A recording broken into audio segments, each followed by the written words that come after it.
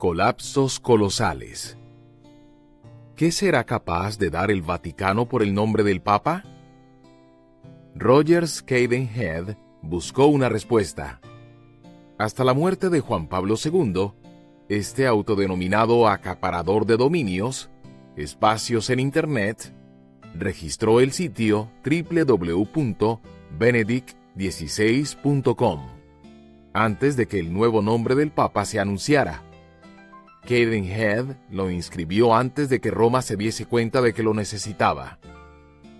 El nombre correcto del dominio puede resultar lucrativo. Otro nombre, www.popbenedict16.com, superó los $16,000 en el sitio de Internet eBay. Cadenhead, sin embargo, no quiso dinero. Es católico y está feliz porque la Iglesia posea el nombre. Voy a evitar enojar a 1,1 billón de católicos y a mi abuela, bromeó. Sin embargo, dijo que le gustaría tener algo como retribución, por lo que pensó en 1. Uno de esos sombreros. 2. Una estadía en el Hotel del Vaticano. Y 3. Una absolución completa, sin ningún tipo de preguntas, por la tercera semana de marzo de 1987. Esto le hace pensar sobre qué habrá pasado esa semana. ¿No es cierto? Tal vez haga que se acuerde de alguna semana suya. La mayoría de nosotros tuvo una de esas o quizá más de una. Un verano completo de locura. Un mes apartado. Días sin control. Si existiera una caja con cintas grabadas documentando cada segundo de su vida, ¿cuál de los videos quemaría? ¿Ha habido alguna temporada en su vida en la cual tomó bebidas alcohólicas o inhaló drogas? El rey David las tuvo. ¿Puede un colapso ser más colosal que eso? Seduce y deja embarazada a Betsabé. Asesina a su marido y engaña a su general y sus soldados. Luego se casa con ella y es ella la que se hace cargo del hijo.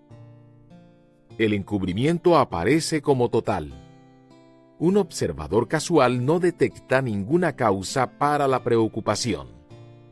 David tiene una nueva esposa y una vida feliz. Todo parece bien en el trono, pero no todo está en armonía en el corazón de este hombre. La culpa hierve a fuego lento y describirá esta época de pecado secreto en términos muy gráficos.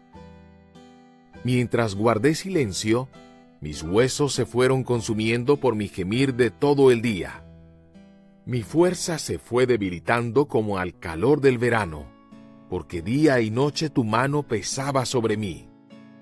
Salmos 32, 3 y 4.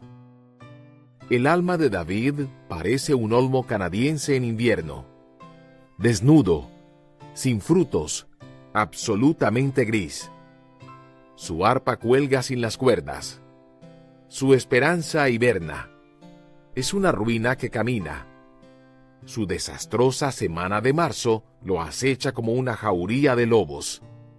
No puede escapar a eso. ¿Por qué? Porque Dios lo mantiene a flote. Subraye los últimos 2 versículos de 2 de Samuel, capítulo 11.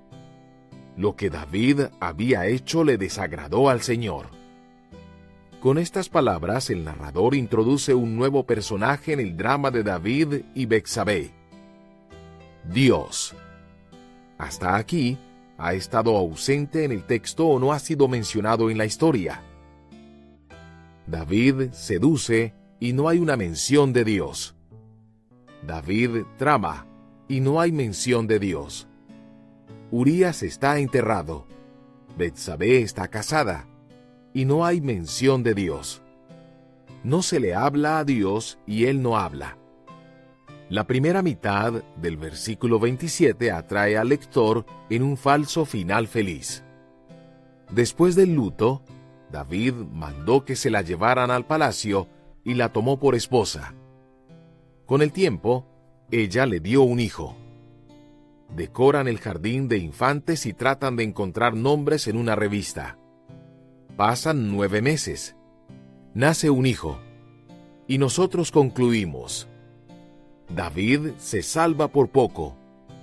Los ángeles archivan esta historia dentro de una carpeta marcada. Los niños serán niños. Dios prefiere ignorar la situación.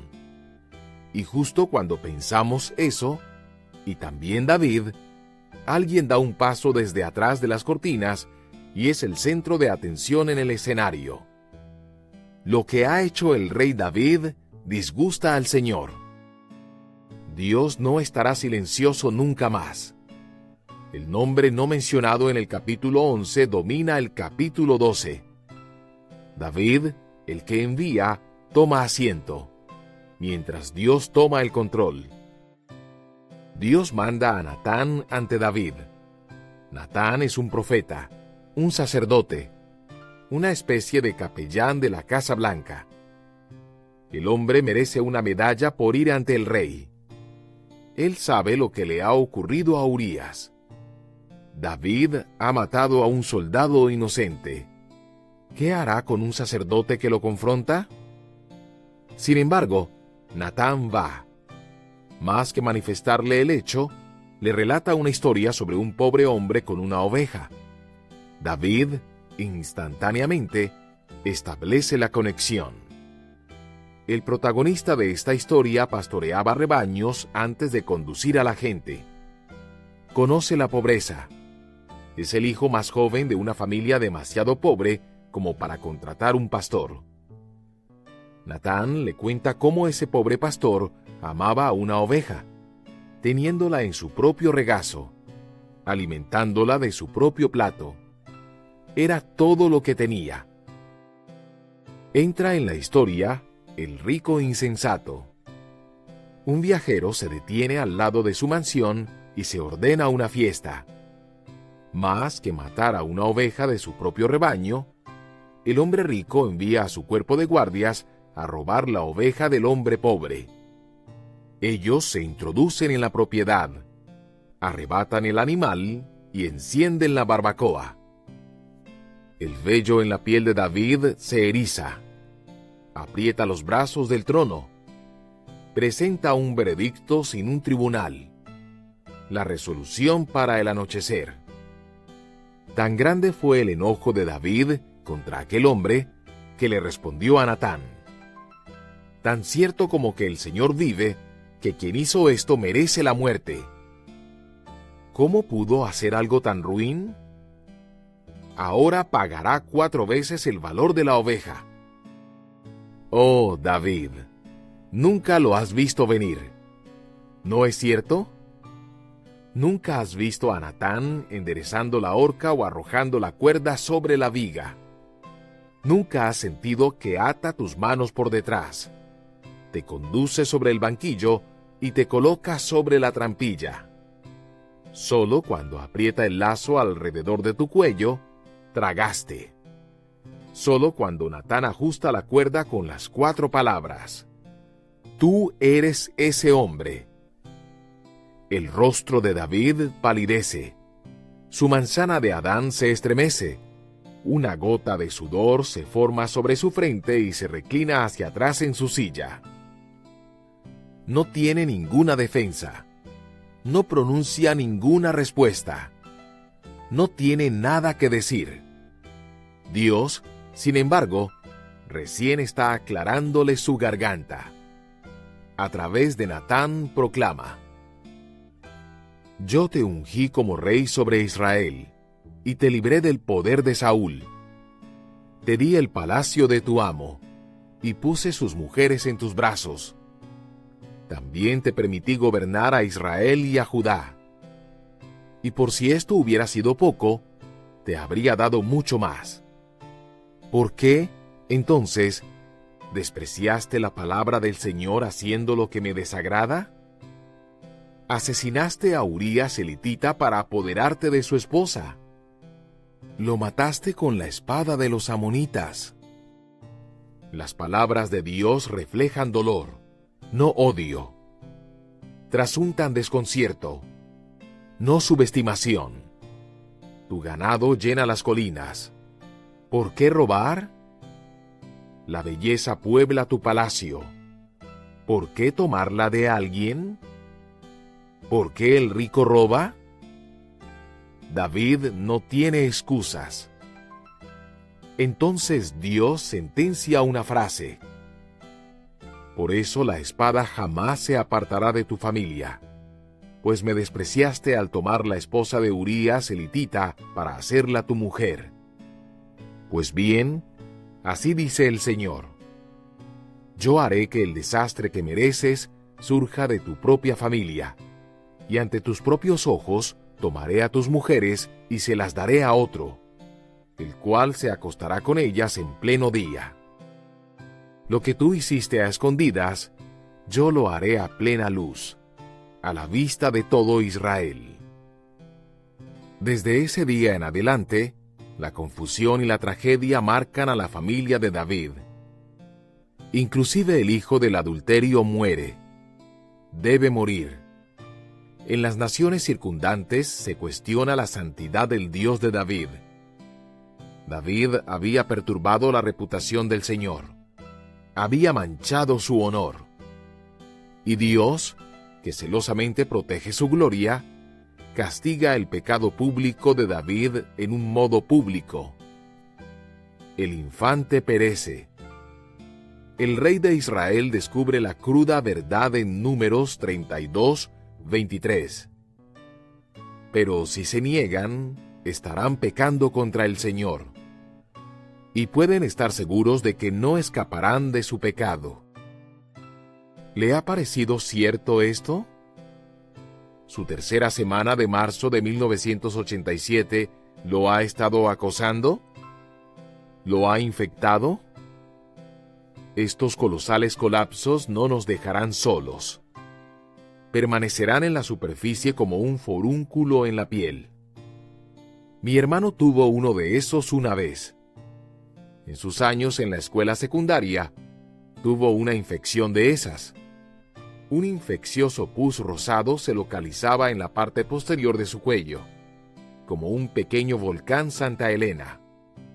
Mi madre, enfermera, supo de inmediato lo que el divieso necesitaba: un buen apretón, 2 pulgares cada mañana. Y cuanto más lo presionaba mamá, más mi hermano gritaba. Pero ella no se detuvo hasta que el núcleo del divieso se eliminó por completo. ¡Caramba, Max! Gracias por esa hermosa imagen. Pido disculpas por ser tan gráfico, pero necesito establecer con claridad este punto. Si piensa que mi madre fue dura, pruebe las manos de Dios. Los pecados inconfesables se asientan en nuestros corazones como forúnculos que se ulceran, se infectan y expanden. Y Dios, con cálidos y bondadosos pulgares, aplica la presión correcta. El buen juicio redunda en aprecio, pero el camino del infiel no cambia. Proverbios 13:15. La experiencia me ha enseñado que los que siembran maldad cosechan desventura. Job 4:8. Dios toma su sueño, su paz, su descanso. ¿Quieres saber por qué? Porque quiere sacarle su pecado. ¿Puede una madre no hacer nada y dejar que las toxinas invadan a su hijo? ¿Puede Dios sentarse ociosamente mientras el pecado envenena al suyo? Él no descansará hasta que nosotros hagamos lo que David hizo: confesar nuestra falta. He pecado contra el Señor, reconoció David ante Natán. El Señor ha perdonado ya tu pecado, y no morirás, contestó Natán. Segunda de Samuel 12:13. Interesante. David sentenció al imaginario ladrón de ovejas a morir. Dios es más misericordioso. Guardó el pecado de David. En lugar de encubrirlo, lo tomó y lo guardó. tan lejos de nosotros echó nuestras transgresiones, como lejos del oriente está el occidente. Tan compasivo es el Señor con los que le temen, como lo es un padre con sus hijos. Salmos 103, 12 y 13. A David le tomó un año. Se necesitó un sorprendente embarazo, la muerte de un soldado, la persuasión de un sacerdote, el sondeo y la urgencia de Dios.